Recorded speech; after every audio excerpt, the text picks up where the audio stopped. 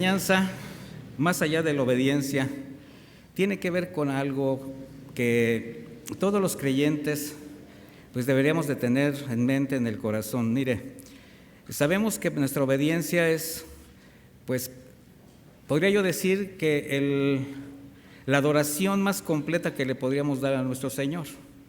A veces pensamos o encasillamos la adoración en cantos lentos, lo cual es un grave error, porque la adoración al Señor la podemos expresar de cualquier manera, igual como la alabanza. Pero quien quiere verdaderamente alabar a Dios y darle una verdadera adoración, pues va a ser a través de una vida consagrada a Él. Y el Señor hoy nos va a hablar lo que puede venir después o más allá de la obediencia. Vamos a tocar algunos pasajes de la Escritura que nos van a permitir entenderlo.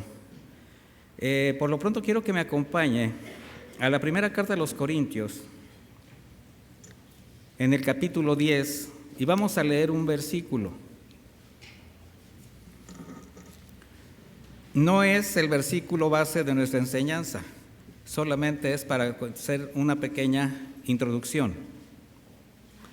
Primera Corintios 10:11, estaré usando, como siempre he estado hasta ahora, usando la versión de Reina Valera, pero es actualizada, un lenguaje un poco más sencillo, y dice así: todo esto le sucedió como ejemplo. ¿De qué está hablando el apóstol Pablo?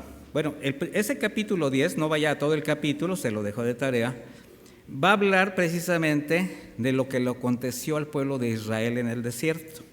Entonces dice, todo esto le sucedió como ejemplo y quedó escrito como advertencia para nosotros los que vivimos en los últimos tiempos. Los últimos tiempos. ¿Sabía usted que estamos en los últimos tiempos? Que también se le nombran como tiempos peligrosos. ¿Cuándo cree que comenzaron estos últimos tiempos? En el momento mismo que el Señor regresó a su reino. Ahí comenzó la lucha, ahí comenzaron los tiempos difíciles y ahí comenzó la iglesia a clamar, ven Jesús, ven. ¿Usted clama por Él? Pues poquitos quieren ir con Él, pero hay que clamar, mis hermanos. ¿Por qué? Porque finalmente allí es el destino eterno para todo hijo de Dios. Aunque unos dicen, bueno, pero un ratito más aquí, ¿verdad? Si el Señor lo permite, así será. Dice, todo esto sucedió como ejemplo y quedó escrito como advertencia para nosotros los que vivimos en los últimos tiempos. Así que el que crea estar firme, tenga cuidado de no caer. O sea, esté atento, fíjese muy bien cómo camina, cómo lleva y cómo ordena sus pasos. En este capítulo, Pablo, haciendo un resumen de algunas situaciones que vivió el pueblo de Israel en el desierto, pero ¿sabe a causa de qué? De su rebeldía, a causa de su inconformidad constante, su inmoralidad, su irreverencia, su desobediencia, su murmuración y su ingratitud a Dios. Cuando lea ese capítulo se va a dar cuenta de lo que estoy hablando. Bueno, de esta manera el apóstol advierte a la iglesia el riesgo de menospreciar la gracia de Dios. Para nosotros, como la generación del nuevo pacto, pues la gracia en Cristo Jesús. Considerando que a quienes se refiere el apóstol Pablo y que dice que quedaron tendidos en el desierto, esto significa literalmente muertos en el desierto, no pudieron ver la tierra prometida a causa de su rebeldía. Bueno, todos ellos habían sido testigos de las maravillas del Señor. Fueron testigos, fueron protagonistas de cómo salieron con milagros de la tierra de Egipto. Fueron testigos de las plagas que no les tocaron. Fueron testigos de la salida milagrosa. Fueron testigos de cómo atravesaron el mar. Bueno, aún experimentando su misericordia, su cuidado y su sustento, ellos fueron rebeldes. Pero aquí viene una pregunta. ¿Serán solamente los acontecimientos, las pruebas y los juicios del antiguo pacto o que sucedieron en el antiguo pacto ejemplo y advertencia para quienes estamos viviendo los últimos tiempos, es decir, para la iglesia de toda generación hasta que el Señor regrese? ¿Serán nada más los eventos del Antiguo Testamento o toda la Escritura? Es toda, mis hermanos. Porque en toda la Biblia siempre habrá una advertencia, un testimonio o un suceso del cual aprender y considerar para corregir y para edificar nuestra vida cristiana. Así es como podemos ver en el caminar del Señor Jesucristo durante su estancia en la tierra una gran cantidad de sucesos, de vivencias que nos llevan a conocer evidentemente más de su amor, de su propósito, de su misericordia, pero al mismo tiempo somos testigos de los eventos y experiencias que nos permiten identificarnos o solidarizarnos, incluso aprender de quienes tuvieron un encuentro con Jesús. ¿Usted ha tenido un encuentro con el Señor? ¿Sí o no? Bueno, usted también puede ser una evidencia viva con su vida de quienes le están viendo cómo vive su vida cristiana. De manera que hoy vamos a aprender algunos testimonios, o aprender de algunos testimonios de quienes, siendo tocados por la misericordia del Señor, fueron sensibles, pero sensibles a ir más allá de la obediencia. Esta frase la va a entender muy bien cuando terminemos el estudio. Para comenzar, vamos a ver un pasaje muy conocido en Lucas 17. Acompáñame, por favor.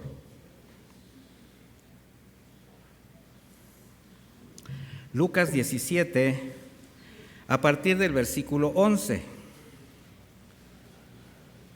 ¿Ya lo tiene? Dice: aconteció que yendo a Jerusalén, pasaba para Samaria y Galilea, cuando entró en una aldea, salieron a su encuentro 10 hombres leprosos, los cuales se pararon de lejos. Y alzando la voz diciendo: Jesús, Maestro, ten misericordia de nosotros. Cuando él los vio, les dijo: vayan, muéstrense a los sacerdotes. Y aconteció que mientras iban, fueron limpiados. ¡Qué rápido! ¡Qué rápida respuesta del Señor! Podríamos decir que rápidamente el Señor hizo un milagro en ese momento, pero mire, vamos a analizar un poquito. Se lee muy rápido, pero tiene mucho de dónde aprender. En principio vemos la tragedia de 10 hombres leprosos. ¿Por qué digo tragedia? Porque su situación no solamente consistía en haber adquirido una enfermedad terrible que los tenía condenados a una dolorosa muerte, donde literalmente su carne se iba corrompiendo, cayendo a pedazos hasta morir.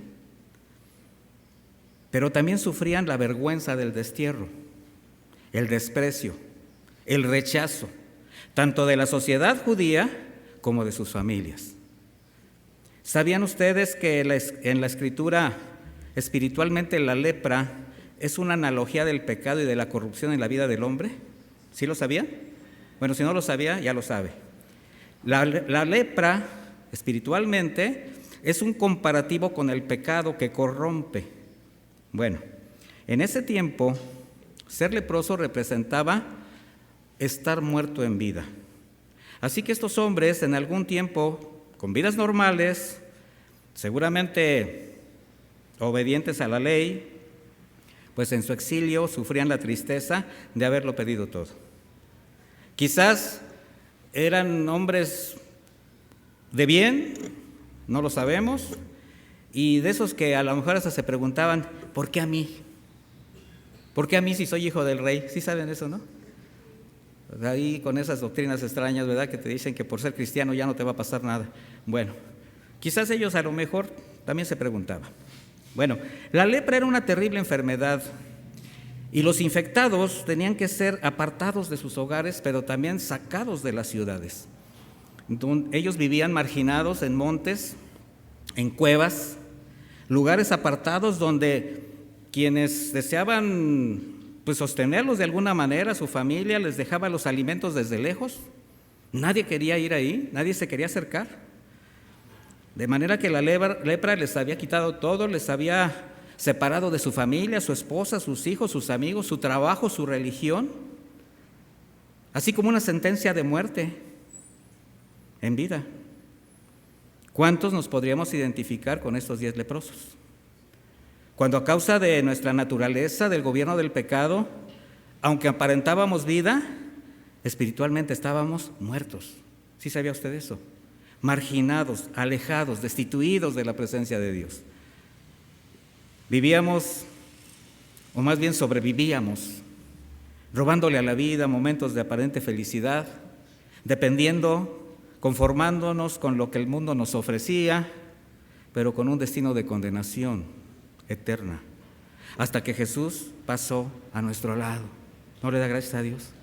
Bueno, así es como vemos a Jesús con sus discípulos caminando de Galilea a Jerusalén, pasando por Samaria. Y esto es algo que los judíos evitaban.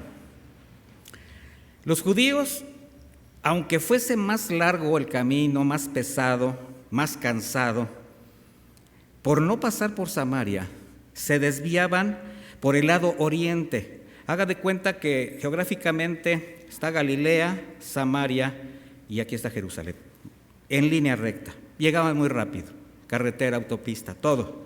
Bueno, se tenían que desviar por el lado oriente, cruzar el Jordán, rodear Samaria, volver a cruzar el Jordán para poder llegar. ¿Y por qué cree? Porque para ellos Samaria era una tierra maldita, una tierra prohibida. Despreciaban a los samaritanos, incluso les llamaban perros, al ser una raza mezclada, decían ellos. ¿Por qué? Porque había ciertas mezclas entre judíos y gentiles. Eso era abominación para los judíos, ¿no? Bueno, no obstante, encontramos a Jesús caminando por Samaria, una vez más, así como cuando pasó por allí mismo encontrando a la samaritana en el pozo de Jacob, ¿lo recuerda? Y aunque los judíos sentían repulsión y desprecio por Samaria, por los samaritanos y los leprosos, bueno, Jesús se puso al alcance de todos. Ese es el carácter de Cristo, es el carácter del Señor. Eso fue lo que hizo al dejar su reino, Señor, cuando bajó a un lugar maldito. ¿Sabe usted que la tierra por causa del hombre está maldecida? Por tu pecado será maldita la tierra. Cuando yo dije esto en otra ocasión, que vivíamos en un lugar maldito, me decían, ay, pastor, ¿por qué? Pues porque así dice la Biblia, aunque nos ofenda. Entonces el Señor llegó a un lugar corrupto, poniéndose al alcance ¿de quiénes?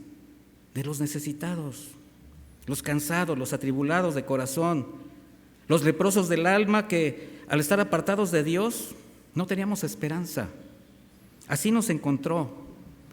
Y Él continúa caminando por esa Samaria espiritual que no tiene reputación, siendo cercano a quienes, aquellos que se sienten justos, los miran de lejos, voltean la mirada.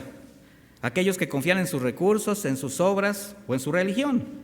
Bueno, estos leprosos, estos hombres, sumidos en esa desesperante angustia, al enterarse que Jesús pasaría cerca del lugar donde estaban, donde habían sido desechados, pues de inmediato quisieron encontrarse con Él. Pero con todo el deseo de quererse acercar, sabían que por su condición la ley no se los permitía.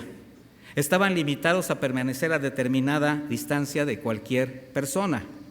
Por esa causa, aunque probablemente no lo conocían, pues le gritaban a lo lejos. Probablemente alguien les habló de Él, de su compasión, de sus milagros. A lo mejor hasta les dijo su nombre. Pero para Jesús esto no era necesario, o sea, conocerlos no era necesario. Y al oír su clamor, solamente al oír su clamor, fue suficiente para que Él les extendiera su compasión.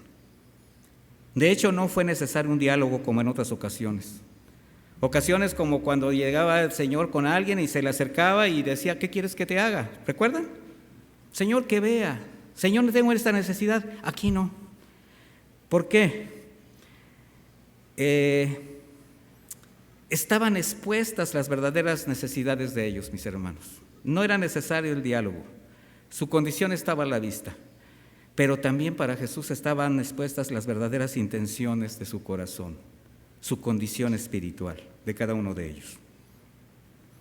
La respuesta del Señor fue inmediata, de manera que el mandato de Jesús, muéstrense a los sacerdotes, fue un reto para todos. ¿Por qué? Porque presentarse ante ellos significaba que ya estaban sanos. De acuerdo a la ley se presentaban los que habían sanado para que fuera avalada su salud, y no era así. Ellos se veían igual. Imagínense, estaban clamando, Señor, ten misericordia de nosotros, vete al sacerdote. Y se vieron. Tuvieron que dar un paso de fe. Porque esa fue la respuesta de Jesús a su clamor.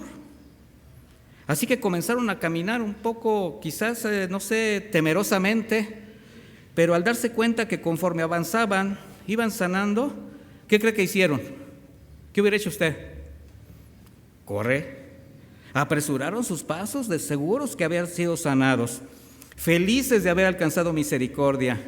Recibieron el milagro por el cual clamaron a Jesús. Los imagino corriendo tan rápido que, como decimos por acá, no se les veía ni el polvo, ¿verdad?, que levantaban en la carrera. Bueno, así, con ese gozo, al llegar a Jerusalén, obedientes al mandato de Jesús, se presentaron a los sacerdotes y al ser declarados limpios, bueno, mis hermanos, ellos seguramente como buenos religiosos obedientes de la ley, se lavaron, presentaron las ofrendas correspondientes al templo para regresar a sus casas, recuperar su familia, sus bienes, disfrutar de la vida tan valiosa que la lepra les había robado. Y cabe aclarar algo, para nosotros no es distinto, porque sin importar la vida que lleváramos, el nivel social, económico, intelectual o religión que profesáramos, debido a nuestra naturaleza, a la esclavitud al pecado, esa era nuestra condición espiritual, nuestro destino eterno. Pero eso sí, quizás cada uno en el entorno que vivíamos caminaba muy orgulloso por el mundo, aparentando vida, pero despidiendo un olor a muerte. Si usted recuerda cómo vivía antes de conocer al Señor, pues usted se sentía orgulloso de lo que hacía, de lo que era, hasta lo presumía, aunque fuera pecado. ¿Sí o no? No estoy regañando, estamos en aniversario. ¿A cuántos la lepra del pecado les llegó a separar de todos sus afectos? Perder un trabajo, apartar de su familia, su comunión con Dios, hasta que el Señor pasó a su lado para extenderle su misericordia y presentarlos sanos, salvos delante del Padre. En el versículo 15 de Lucas 17 dice: entonces uno de ellos, al ver que había sido sanado, volvió glorificando a Dios en alta voz y se postró sobre su rostro a los pies de Jesús, dándole gracias, y este era samaritano. Y respondiendo Jesús le dijo: ¿no eran 10 los que fueron limpiados? ¿Y los 9 dónde están? No hubo quien volviera y diera gloria a Dios, sino este extranjero. Mire, aquí estamos regresando al momento en que los leprosos comenzaron a caminar a Jerusalén. Y llama la atención de que solo uno, a pesar de que también a medida que caminaba iba sanando, se detuvo. Él había visto el milagro en su vida también, en su cuerpo, pero se detuvo para volver a Jesús glorificando a Dios a gran voz. Solo uno fue sensible a la gracia y misericordia que por medio de Jesús había alcanzado. Sanó la lepra que le consumía, le devolvió la vida, le rescató del final al que estaba condenado. Pero solo uno fue sensible a eso. Así que postrándose a sus pies, no sé, seguramente llorando, tomaba sus manos, besaba sus pies con la actitud reverente de quien reconoce haber recibido un favor inmerecido. Usted reconoce haber recibido un favor inmerecido, mis hermanos. Lo más extraordinario es que este hombre no pertenecía a la raza judía, era samaritano. ¿Y sabe qué? Para él era una posición de mayor menosprecio, porque además de samaritano leproso, era más el desprecio que tenían por él. Aunque tuviesen la misma lepra, pero no obstante fue el único que reconoció ante el Señor su verdadera condición, y no solamente la externa, que en sí misma era visible, también la interior. Así vemos cómo, si bien la sanidad fue para todos, porque el Señor es bueno, la salvación fue solamente para Él. Los otros 9 leprosos, los judíos que se sentían dueños de la promesa, regresaron felices, obedientes, cumplieron los preceptos de la ley necesarios para recuperar sus vidas terrenales. Su orgullosa posición y esa fue su recompensa. Sin embargo, uno, el más menospreciado, fue más allá de la obediencia, de presentarse a los sacerdotes. Eso podía esperar. Al contemplar su cuerpo sano, su pensamiento inmediato fue volver agradecido a Jesús, reconociendo en él la gracia, el poder y la misericordia de Dios, más allá de la obediencia. Por eso cuando Jesús expresa que no eran 10 y los otros 9, ¿dónde están?, no se debió a la necesidad de su agradecimiento o que quizás el Señor buscara un reconocimiento por haberlo sanado. No, mis hermanos, Jesús fue compasivo con toda la gente, Él no necesitaba eso. Pero conforme a su propósito de salvar, de dar salvación a todos, pues esperaba que los 10 hubiesen manifestado su gratitud, glorificando a Dios. No solamente reconociendo la lepra que consumía su cuerpo y que los llevaba a la muerte física, también reconociendo su condición espiritual que los tenía bajo condenación eterna. Estos 9 judíos, con el gozo y la satisfacción de haber sido sanados de su lepra, regresaron a sus actividades, recuperando su nivel social, su nivel económico, afectivo que habían perdido. Pero solamente al samaritano el Señor le dijo: levántate, tu fe te ha salvado. Solo a él. La salvación solamente fue para quien con un corazón sensible reconoció su verdadera condición. Así que el verdadero milagro fue para el samaritano. ¿Y sabe qué? Hay quien cree que el verdadero milagro fue para regresar a recuperar la vida física y material. Ahí es donde el Señor prueba dónde está nuestro corazón. El samaritano, quien yendo más allá de la obediencia, agradecido glorificó a Dios. Recuerda su condición, cuando aún sin saberlo, por la manera como vivía, clamaba al Señor por su misericordia. Recuerda la lepra espiritual, llámese corrupción de pecado, de la cual le sanó y le perdonó. Si usted lo recuerda, le voy a hacer una pregunta. ¿Sí lo recuerda? Y no quiero que esto lo lleve a la condenación. La condenación no es para los hijos de Dios. Pero el lugar de donde nos trajo, ahí está. Que no se nos olvide jamás de dónde nos trajo, porque entonces vamos a olvidar su gracia.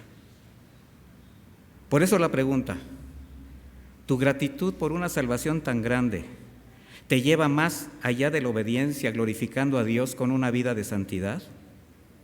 ¿O simplemente ese favor inmerecido te hizo llenarte de gozo para continuar en la vida de la cual Él te apartó?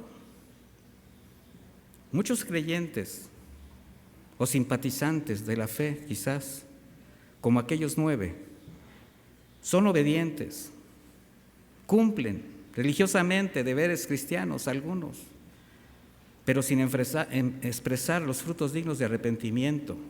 Y solamente se ve el polvo que levanta una vida sin gratitud, sin consagración, sin obediencia. Otro caso lo vemos en el pasaje en Juan 8.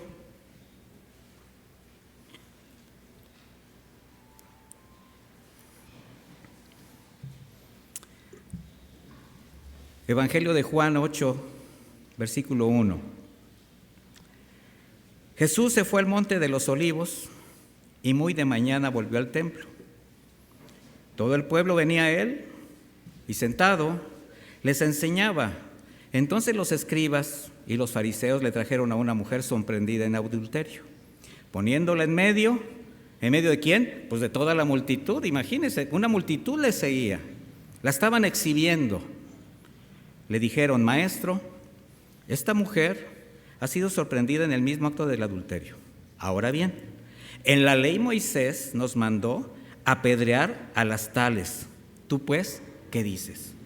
Mire, voy a hacer una aclaración importante.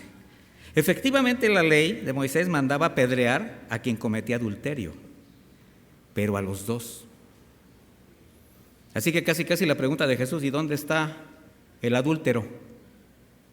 Pero a estos hombres, una sociedad machista, la sociedad judía, pues se les hacía fácil manipular a conveniencia la Escritura a su antojo, como muchos en la actualidad lo hacen. ¿Qué dice Levítico 20:10? No lo busques, se lo leo. Si un hombre comete adulterio con una mujer casada, si comete adulterio con la mujer de su prójimo, el adúltero y la adúltera morirán irremisiblemente. ¿Cuántos? Los dos. ¿Pero qué hicieron los fariseos? Agredieron solamente a la mujer. Y la traían de los cabellos, literalmente, no digo más, porque se ve. Versículo 6, ¿tú qué dices? Le dicen a Jesús. Esto decían para probarle, para tener de qué acusarle. Han de haber dicho, pues si Jesús va en contra, pues se va en contra de la ley de Moisés, ¿verdad? Pero Jesús, sabiamente, mis hermanos, Él es el sabio, la sabiduría, inclinado hacia el suelo, escribía en la tierra con el dedo. Pero como insistieron tanto en preguntarle, se enderezó y les dijo: el que de ustedes esté sin pecado, sea el primero en arrojar la piedra contra ella. Así de sencillo. No tuvo que decir más. Cuando lo oyeron, uno por uno, comenzando por los más viejos. ¿Por qué sería que se fueron los más viejos? Pues porque tenían más de dónde cortar, ¿verdad? Solo quedaron Jesús y la mujer que estaba en medio. Entonces Jesús se enderezó y le preguntó: mujer, ¿dónde están los que te condenaban? ¿Ninguno te ha condenado? Y ella dijo: ninguno, Señor. Entonces Jesús le dijo: ni yo te condeno. Y ahora viene un mandato: vete, y desde ahora no peques más. Bueno, voy a hacer unas preguntas antes de continuar. ¿Creen que cuando esta mujer tomó la decisión de adulterar, conocía las consecuencias de sus actos? ¿Sí o no? ¿Creen que cuando fue sorprendida en el acto mismo del adulterio sabía que de acuerdo a la ley ya tenía una sentencia de muerte sobre ella? Sí. Ahora, ¿creen que mientras los fariseos la arrastraban literalmente, las autoridades obviamente, tomándola por el cabello para llevarla a Jesús, llegó a considerar la posibilidad de salvar su vida? ¿Qué cree? No. Ella sabía lo que venía. Ahora, la última pregunta. ¿Creen que esta mujer, después de esta experiencia, obedeció el mandato de Jesús: desde ahora no peques más? Probablemente sí, seguramente, aunque no siempre quienes han sido perdonados dejan de pecar. Pero vamos a comprobarlo. Mire, de acuerdo con estudiosos de la historia bíblica, el nombre de esta mujer se ha registrado como María la Pecadora. Estoy hablando de estudios teológicos de los pasajes bíblicos. Podría ser María de Magdala, la cual se dedicaba a la prostitución, de quien Jesús echó fuera 7 demonios. Podría ser María, la hermana de Marta y Lázaro. También existe la versión que pudo ser la esposa de un recaudador de impuestos, un publicano, y como era muy rica, también esto le permitía una vida licenciosa, pero fue sorprendida. Sin embargo, muchos no solamente coinciden, sino sostienen que fue la mujer adúltera arrepentida, cuando al saber que Jesús estaba en casa de un fariseo y conocido también como Simón el leproso, cuando fue la que llegó con un costoso frasco de alabastro que contenía 1 libra de fino perfume de nardo. En Marcos 14:3 dice la Escritura: pero estando él en Betania, en casa de Simón el leproso, y sentado a la mesa, vino una mujer con un vaso de alabastro de perfume de nardo puro de mucho precio, y quebrando el vaso de alabastro se lo derramó sobre su cabeza. Miren, hermanos, el alabastro es una piedra parecida al mármol, traslúcida, de color lechoso, muy delicado de manipular. De manera que ese frasco de alabastro era de gran precio por 2 motivos. Uno, el delicado trabajo artesanal que se tenía que realizar en esa piedra. 2, que ese frasco contenía 1 libra de perfume de nardo puro. Y esta esencia fina, dicen por ahí finísima de París, algunas hermanas, ¿verdad? El valor mínimo en esa época era de 300 denarios. Un denario era el salario mínimo por día de un jornalero. Así que ese frasco de alabastro con perfume de nardo equivaldría al trabajo de un año, algo que muy pocos hubieran podido comprar. Era muy costoso. Pero esta mujer reunió lo suficiente para llevarlo delante de Jesús como una ofrenda. En Lucas 7:38 dice: y estando detrás de él a sus pies, llorando, comenzó a regar con lágrimas sus pies, los enjugaba con sus cabellos, besaba sus pies y los ungía con el perfume. Como si estaba el Señor comiendo, estaba ella atrás a los pies de Jesús. Bueno, en aquella época las mesas eran bajas, mis hermanos, de manera que no se sentaban en sillas, sino que se acomodaban pasando los pies hacia atrás. Así los comensales colocaban las piernas de costado. Esta mujer, humillada, con un corazón quebrantado, regaba con sus lágrimas los pies del Maestro, los besaba, los secaba con su cabello, los ungía con el perfume que llenó pues esa casa con un delicado aroma. De hecho, algunos se molestaron. ¿Cómo es posible este desperdicio? Mejor lo hubiéramos guardado, venderlo para darlo a los pobres. Ajá, ¿verdad? Trae tu ofrenda al altar, yo oro por ti y vas a ver qué bien te va a ir. Ahora, había un aroma impresionante, hermoso en ese salón a causa del perfume de nardo. Pero hay otro perfume, mis hermanos.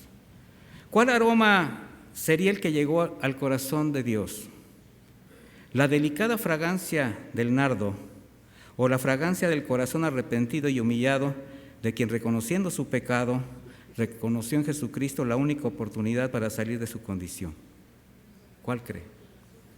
Ella, mis hermanos, en un acto de amor, fue más allá de la obediencia, de dejar de pecar, y arrepentida de su pecado en gratitud a Jesús por su perdón, rompió el frasco de alabastro para verter el perfume de nardo en Jesús.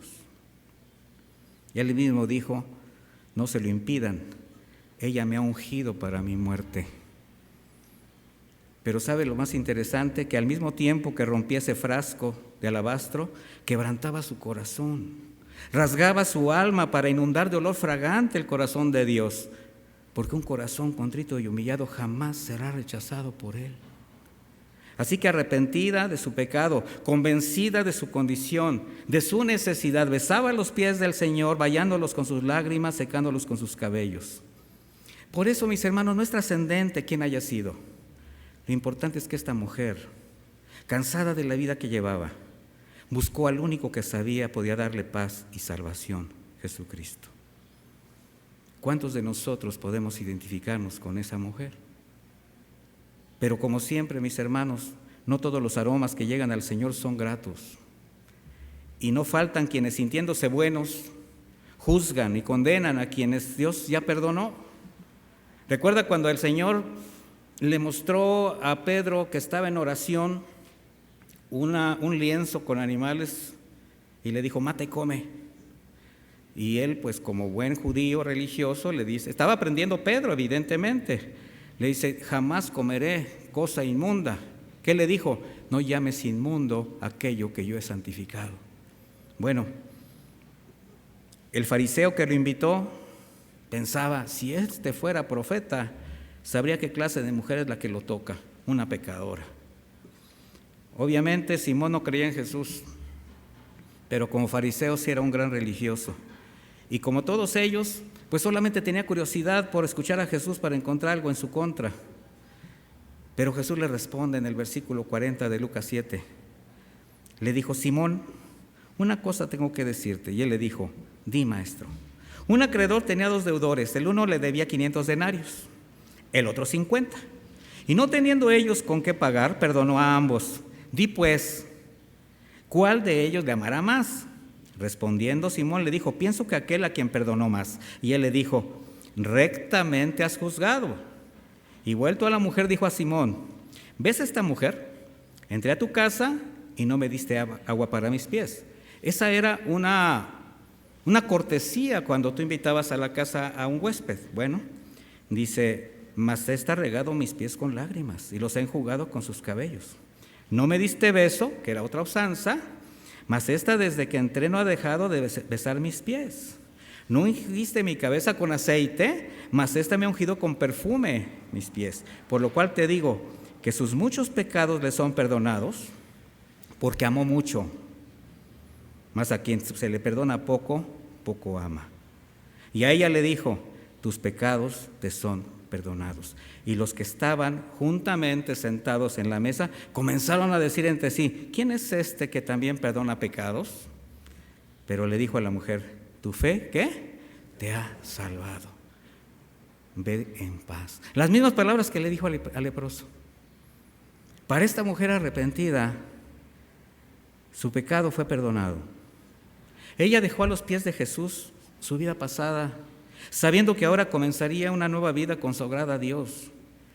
Para el fariseo Simón y sus amigos religiosos, todo lo que vieron era una abominación. ¿Cómo se atreve a dejarse tocar por esa mujer? ¿Cómo se atreve a decir que le perdona sus pecados? Eso solo Dios. Tal como en la actualidad quienes se consideran diferentes, que creen que por sus obras agradarán a Dios, cuando se tiene un desviado conocimiento de la gracia y de la obra de redención. ¿Quién recuerda cuando estando en sus pecados todos le condenaban y había una sentencia sobre su cabeza? Ese día que Cristo, extendiendo su gracia, les perdonó diciendo, ni yo te condeno, pero ya no peques más. ¿Cuántos de ustedes recuerdan ese día? La pregunta es, ¿el Señor te condenó? Pero el Señor te dijo, ve en paz y ya no peques más. ¿Qué cree? Sí, como a 3 les dijo. Los demás no oyeron nada. Bueno, ¿acaso han ido más allá de la obediencia, de no pecar? Porque se presume que ustedes están convencidos de que están delante de un Dios santo. Y arrepentidos derramas tu corazón en gratitud como perfume, como ofrenda grata en santidad que llega al corazón del Señor. ¿Te derramas tú siendo la misma ofrenda? Más allá de la obediencia está la humillación, está el arrepentimiento. Veamos un testimonio más de quien fue más allá de la obediencia. Y este es el caso de un hombre que para todos, incluida su propia familia, era un caso perdido, pero no para el Señor. Acompáñame a Marcos 5, por favor.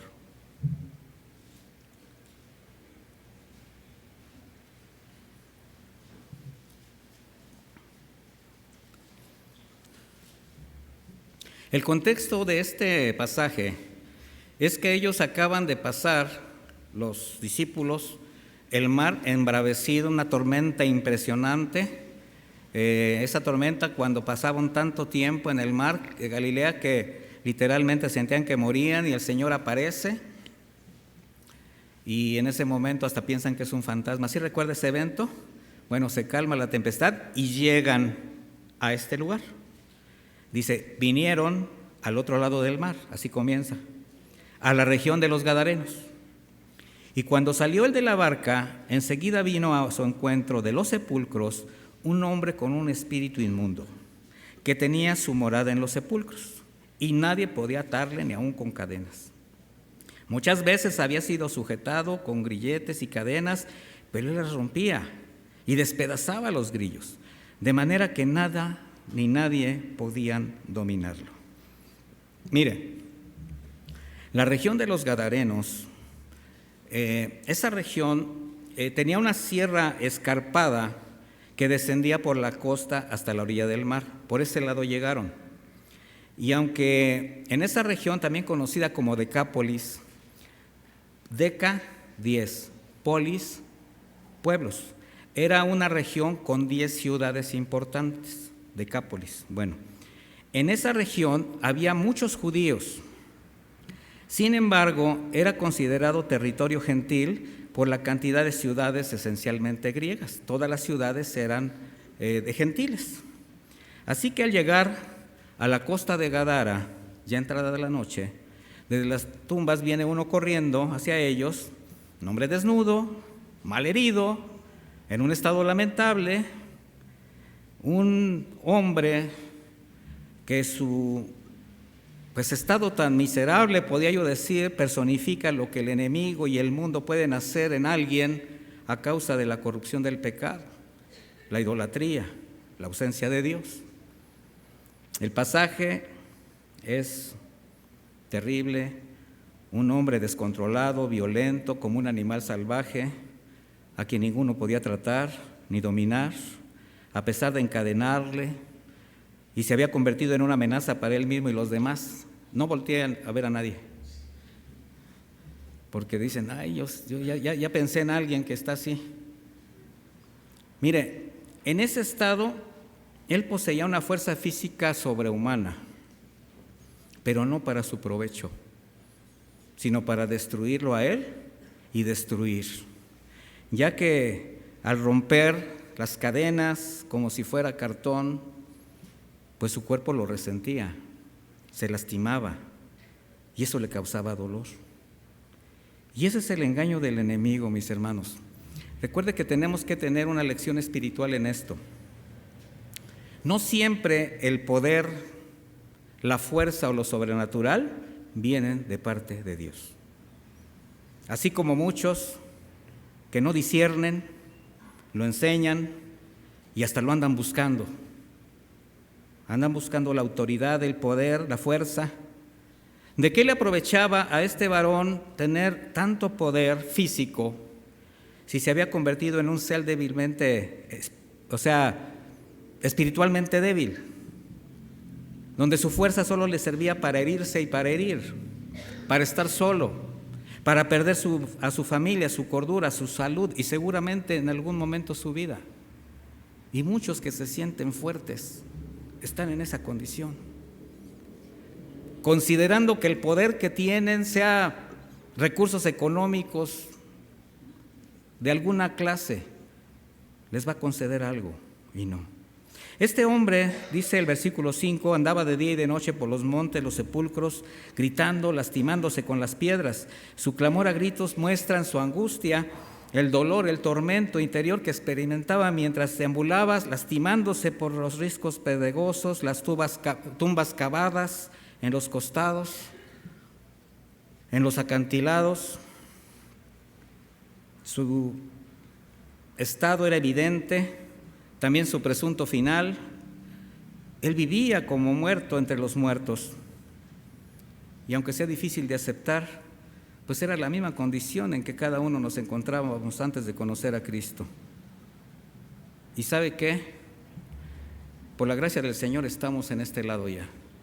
Pero hay muchos que se siguen lastimando en su andar, gritando desde lo profundo de su corazón una necesidad de atención, de amor, de comprensión, sin que nadie los escuche. Pero son desechados, son despreciados. Y en un mundo sin Cristo, mis hermanos, todo está lleno de piedras afiladas que hacen tropezar, que lastiman. En un mundo sin Cristo solamente hay sepulcros donde nadie escucha. Y así como el gadareno endemoniado, muchos sobreviven sin esperanza, hiriéndose a sí mismos y a los demás, dominados por el pecado en un mundo lleno de seducciones, pero no se dan cuenta. El gadareno, debido a su condición, estaba en una condición tan perturbada espiritualmente que en su esfuerzo por librarse del tormento se golpeaba con piedras, se arrojaba sobre ellas con el deseo de terminar su suplicio, ideas suicidas. Y en el mundo actual no ha cambiado mucho. Hay quienes, creyéndose que gozan de poder por la manera en que viven, apuestan constantemente a su destrucción. Mire, no olvidemos que el enemigo es un astuto engañador y seduce a las almas débiles, ofreciéndoles como un señuelo aquello que llena sus sentidos, que colma sus pasiones, pero los está entrampando. Pero les voy a decir algo. Mire, en el mundo siempre habrá este tipo de estrategias por parte del enemigo para conservar a la gente sin Dios. Pero aunque no lo crean, hay un mayor riesgo en quienes han decidido, en quienes hemos decidido seguir al Señor. Y es dentro de la iglesia donde el enemigo astutamente acentúa su búsqueda de quién devorar. ¿Sabe por qué? Porque el platillo preferido del devorador son los cristianos. ¿Sí sabía usted eso? Por eso, mis hermanos, hay que cuidarse, hay que estar firmes.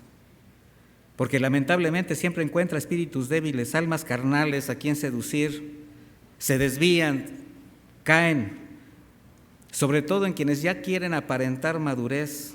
Esos son los más vulnerables. Por eso el apóstol dijo, el que crea estar firme, ¿qué? Tenga cuidado de no caer. El gadareno, al ver a Jesús, versículo 6, corrió para arrodillarse delante de él. Cuando este hombre llegó a la presencia del Señor, las cosas cambiaron inmediatamente, porque si bien todos en la región temían al endemoniado, este temía al Señor. Los demonios, mis hermanos, que tenían a este hombre en esa condición, estaban preocupados. Sabían que Jesús, el Hijo de Dios, podía anticipar su destino final.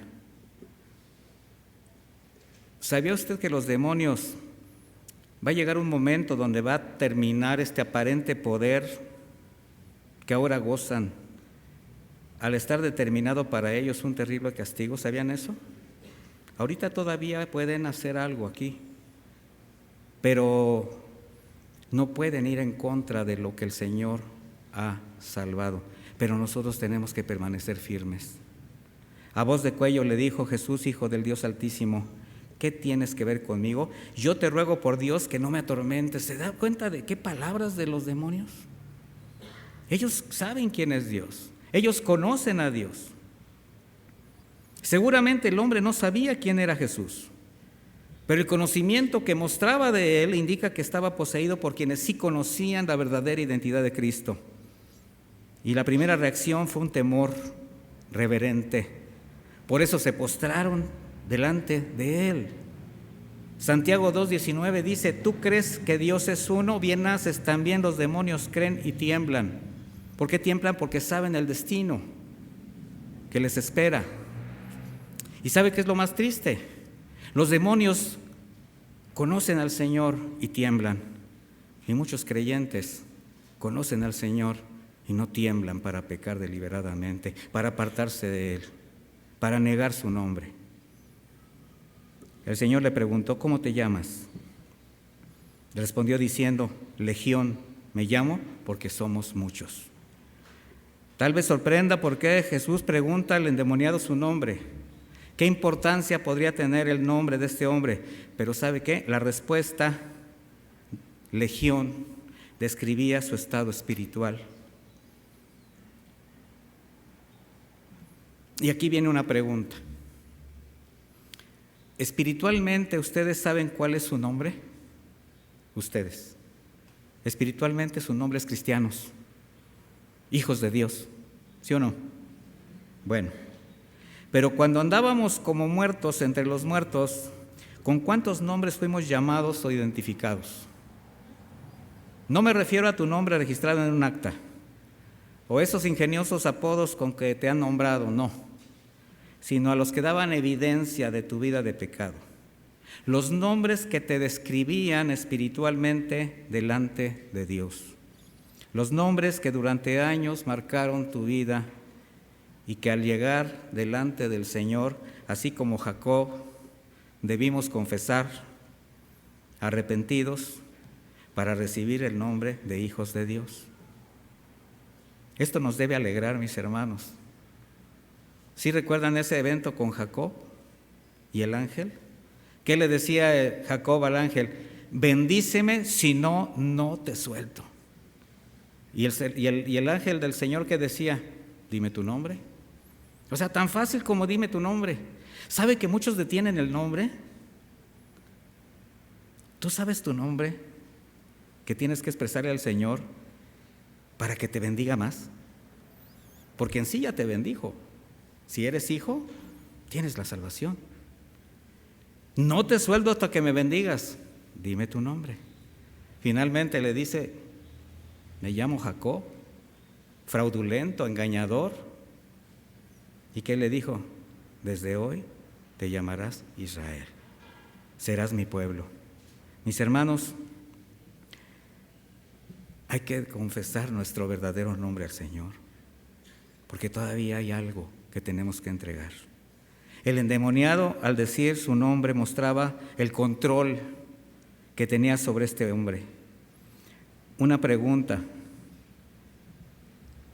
¿qué pecado encubiertamente está anidando tu corazón o estás anidando en tu corazón, que además que sabes ofende a Dios, te lastima a los demás, a tus más cercanos, evidentemente, pero también en cualquier momento te hace caer? ¿Qué estás encubriendo todavía que el Señor te está preguntando? Dime tu nombre. Porque tú buscas las bendiciones de Dios todos los días, ¿o no? ¿Será ese nombre lujuria? ¿Vicios? ¿El vino, el cigarro? ¿La maledicencia, la pereza, la amargura, la falta de perdón? ¿La difamación, los celos, la codicia, la envidia, el orgullo, la soberbia? Y el Señor nos pregunta, dime tu nombre. Mira, hermano, cualquiera que sea el pecado que temerariamente todavía conservas y quizás hasta defiendes, es mejor que lo reconozcas, lo confieses, te arrepientas, no sea que cobre fuerza y te haga caer. El Señor nos está limpiando constantemente de nuestro pecado, nos está confrontando. Y Él está esperando nuestra confesión. ¿Para qué crees? Para limpiarnos, para perdonarnos. Legión. Una legión constaba de 6,000 soldados. Así que este hombre estaba dominado por miles de demonios. Dígase espiritualmente pecado, corrupción, que lo tenían en una situación de opresión y muerte. Los creyentes debemos reconocer, mis hermanos, que la mayor de las veces no es solamente un solo pecado el que nos asedia, no es un solo espíritu el que nos hace voltear al mundo. Y los pecados conquistan, dominan, oprimen y matan. En el versículo 10 dice, el hombre le rogaba, le insistía que no los mandara lejos de aquella región. Cerca del monte pasía un gran hato de cerdos. Los que cuidaban de los cerdos huyeron y fueron a contar todo esto a la ciudad y por los campos. La gente salió a ver qué había sucedido, y cuando llegaron a donde estaba Jesús y vieron el que había estado atormentado por la legión de demonios, sentado, vestido en su sano juicio, tuvieron miedo. Mire, cuando el Señor libertó a este hombre, su cambio fue radical. Estaba ahora con Jesús sentado, vestido. Nosotros ahora podemos descansar. Estamos vestidos con las vestiduras que el Señor nos ha dado, en su sano juicio. ¿Quién está en su sano juicio? Reconociendo que por Jesús ahora ha sido libre. Mire, ninguno de los que le conocían a este endemoniado habría soñado verlo así. Y al verlo sano tuvieron miedo. Ellos se dieron cuenta que simplemente era un caso perdido. Mire, nadie había hecho nada por este hombre. Ninguno se había preocupado por atenderlo. Lo más que llegaron a hacer fue repudiarlo, encadenarlo y olvidarlo. Pero Cristo lo vio con misericordia. Cruzó el mar en medio de una tempestad para restaurarlo, para darle dignidad, dándole la libertad de esa terrible condición. Una condición que lo estaba llevando a una muerte segura, a la perdición de su alma. ¿Nos identificamos con este loco gadareno? Ahora ya no era el loco, el endemoniado, el violento, y el que andaba desnudo, gritando por los sepulcros. Ahora junto a Jesús era un hombre libre, era un hombre sano, era un hombre salvo. ¿Cuántos nos podemos identificar con la situación de este hombre restaurado por Cristo? Agradecidos de haber recobrado la cordura, rescatados de una vida de desnudez espiritual, de una condición de muerte. Versículo 16, luego los que habían visto lo sucedido con el endemoniado y con los cerdos, se lo contaron a los demás y comenzaron a regarle a Jesús que se fuera de sus contornos. Es desconcertante la reacción que este milagro provocó en el ánimo de los gadarenos. En lugar de gozo y gratitud, temor y desaliento. Pero lo más incomprensible fue el poco interés que mostraron por el hombre que ahora veían sano en sus cabales, comparado al desaliento de perder sus cerdos. Incluso le pidieron a Jesús que se fuera. Mire, para ellos era más importante la pérdida económica que habían sufrido que ser testigos de la restauración de un hombre que ahora había sido sanado. Estos hombres representan a quienes aprecian más sus posesiones económicas que la condición espiritual. Ese es un rasgo de la naturaleza caída, que solo muestra la terrible evidencia de una ceguera por el amor al dinero. ¿Y sabe qué? Lamentablemente este carácter está incrustado en el seno del cristianismo, en quienes, debiendo velar por la condición y el crecimiento espiritual de los que lamentablemente le siguen, han convertido la iglesia en un negocio. Les importa más su beneficio económico, ganancias deshonestas, que la condición espiritual de quienes el Señor los ha puesto en sus manos para que sean consolados, para que sean abrazados con su palabra. Al entrar en la barca, dice el versículo 18, el que había estado endemoniado le rogaba que le dejase ir con él, mas Jesús no se lo permitió, pero le dijo: vete a tu casa a los tuyos y cuéntales cuán grandes cosas el Señor ha hecho contigo, cómo ha tenido misericordia de ti. El endemoniado, totalmente restaurado, le rogaba. Bueno, su petición era evidencia de su nueva vida. ¿Quién no desea estar con Jesús después de haber sido restaurado, mi hermano? Pero Jesús no se lo permitió. ¿Por qué? Porque le dijo: ve a tu casa con los tuyos. Ahora, Jesús no solamente ha restaurado su condición personal, ahora restaura su vida familiar, restaura su lugar en la sociedad para que dé testimonio de su salvación. Porque es en casa, es con tu familia donde debes dar evidencia de tu nueva vida.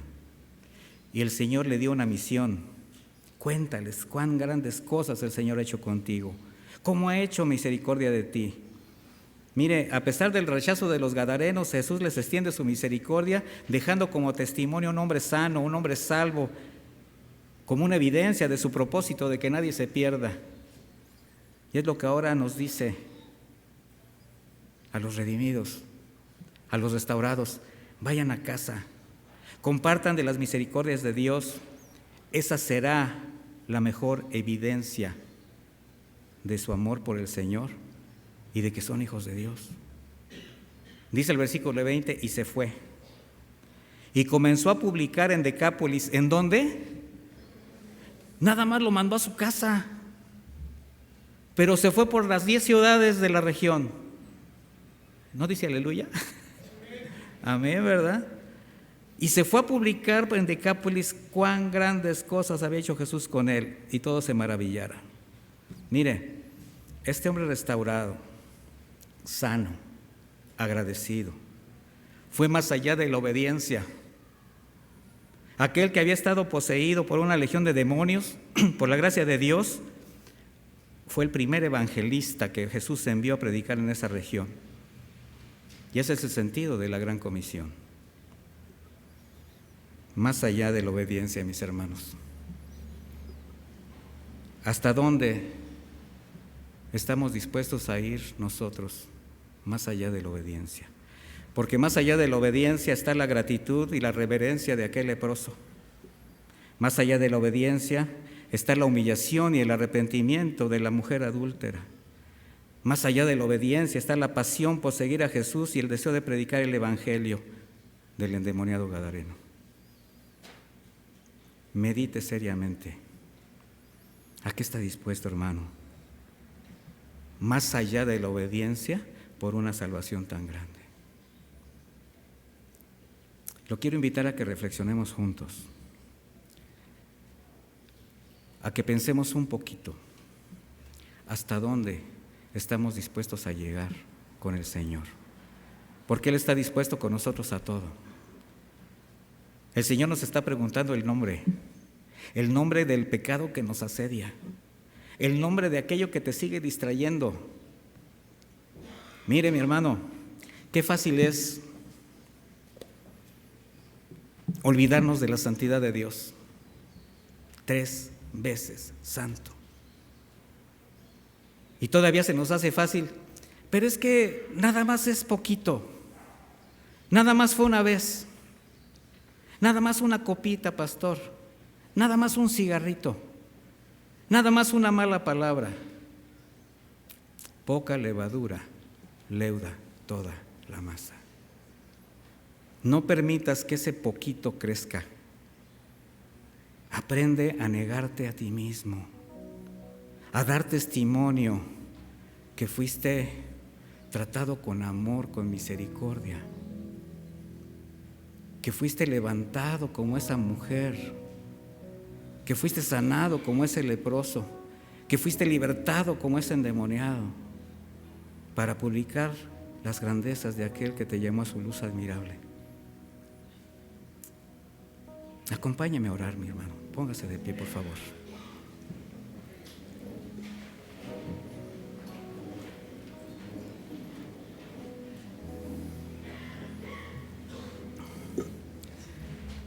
Meditemos un poco como iglesia. Cumplimos un año más, estamos juntos. Yo sé que este es un compromiso personal, pero como iglesia también tenemos un compromiso de ser luz. Es muy cómodo decir, soy cristiano,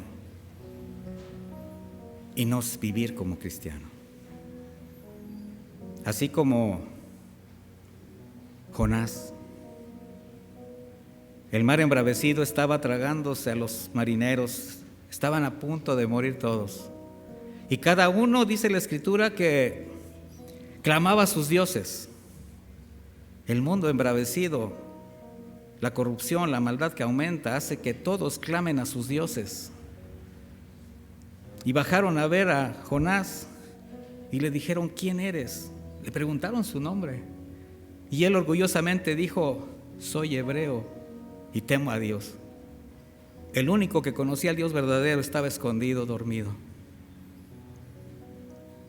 Que no sea nuestro caso. El Señor le dijo al gadareno, ve a tu casa con los tuyos y cuéntales. Como iglesia, hay una ciudad muy grande, mis hermanos, para compartirle del Señor. El mundo se está cayendo a pedazos como lepra, se está corrompiendo a las personas. Honremos al Señor más allá de la obediencia. Bendito Padre, te damos gracias por la bendición de tu palabra. Te damos gracias por tu misericordia infinita, por tu cuidado, por tu amor. Gracias por habernos restaurado, por habernos tomado desde ese lugar tan terrible, Señor, de haber quitado esa condena que pesaba sobre nuestra cabeza, de habernos traído a tu luz admirable. Gracias, Padre eterno. Levanta las manos al Señor y dile gracias. Agradécele en tu intimidad profundamente y no te digo que te comprometas, mi hermano, esto es algo personal, pero lo que sí te exhorto es a que dejes de hacer aquello que sabes está ofendiendo a Dios. Gracias, Padre, por tu misericordia, por tu cuidado, en el bendito nombre de Jesús. Que Dios los acompañe y los bendiga.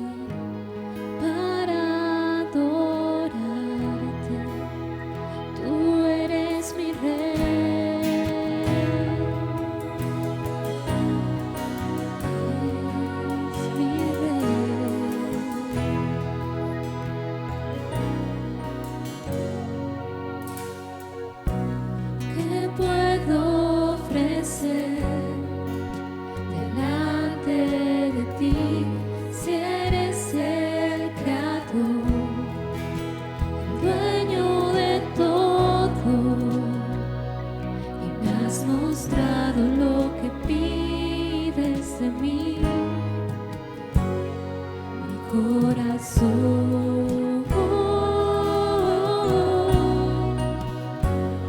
mi corazón.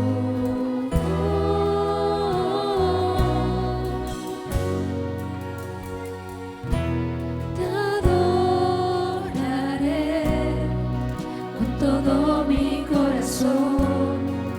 Quiero ser yo la ofrenda a mi Señor. Toma mi ser y que todo mi vivir en obediencia a ti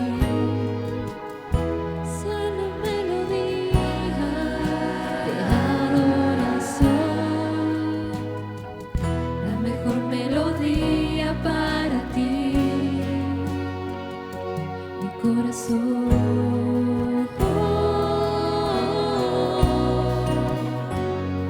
mi corazón,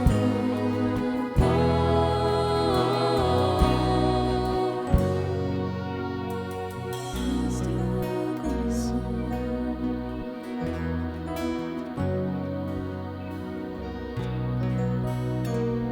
Vamos a decirle una vez más: hoy vengo a ti.